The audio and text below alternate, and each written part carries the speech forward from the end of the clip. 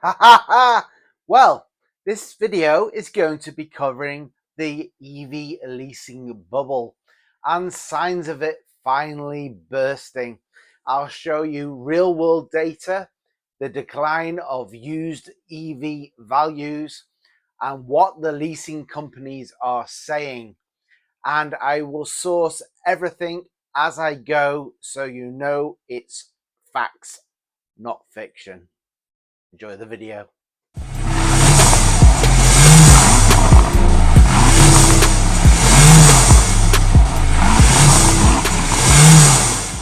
Not so long ago, EV leasing looked like the perfect solution, or so we thought, with low running costs, big incentives, and high predicted resale values. Well, that didn't happen, did it? The leasing model helped accelerate the EV adoption, especially in the UK and Europe. Leasing helped push EV adoption across Europe, especially via fleet sales and salary sacrifice schemes. And that's what the industrial data says. But here's where the problem starts. According to Marketcheck and multiple industry reports, used EV values have fallen dramatically. One report states that used EV values have fallen by around 2/3 since 2022. Marketcheck's tracking shows a steady year-on-year decline on the average last listed price of used EVs in the UK. The used EV values have fallen by around 2/3 since September 2022. The problem for this is oversupply, and we see a lot of EVs coming from China, flooding the market. So all those EVs leased to fleets in around 2021 and 22 are now coming back at the same time. So you can see in the chart that I'll put up here that volumes of used EVs sold have surged, especially in the last year, yet prices still keep falling. So what's going on there then? Oversupply from ex-fleets is a major contributor to falling used EV prices. There's just too many of them. Leasing companies rely on predicting the resale value of cars. When EV values collapse, their entire business model takes a hit.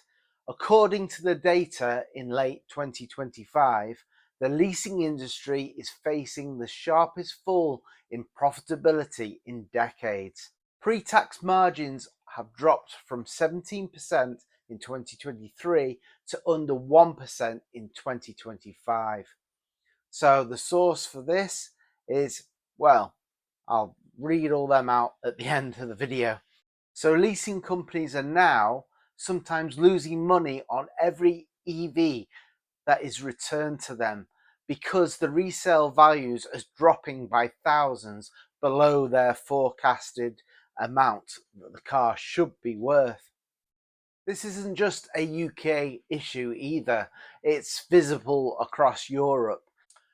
McKinsey's data shows used cars prices rise sharply post-COVID, but EVs fell faster and earlier than petrol and diesel models.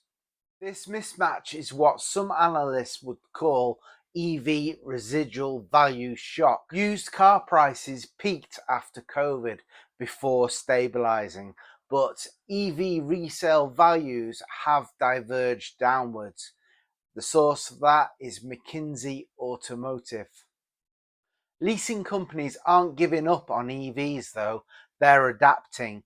Recent data shows salary sacrifice leases for used EVs increased 7,000% year on year, even though they're going down in value. Anyway, business leases for used EVs are up 174%.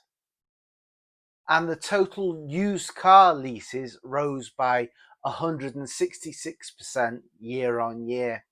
What I think they are trying to do here is create a, if you like, second life EV market for used EVs to stabilize the residual values.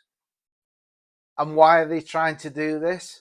Well, the root causes are oversupply, like I said earlier, buyer hesitation over the life of the batteries, charging infrastructure anxiety, high interest rates, and used EV demand growing more slowly than the actual supply, considering China are literally flooding the market with cheap EVs.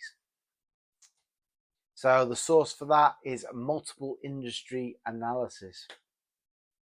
Some analysts say, yes, the bubble has burst when the values of an EV fell faster than the leasing models could adapt. But in reality, it's more nuanced.